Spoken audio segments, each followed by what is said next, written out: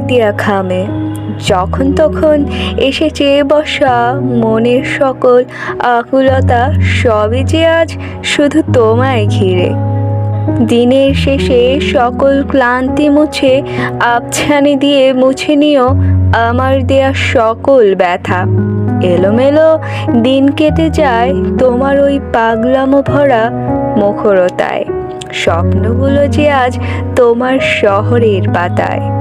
ক্লান্ত দুপুরে বৃক্ষ ছায় বসে হাতে হাত রেখে অভিমানের দুয়ার খুলো।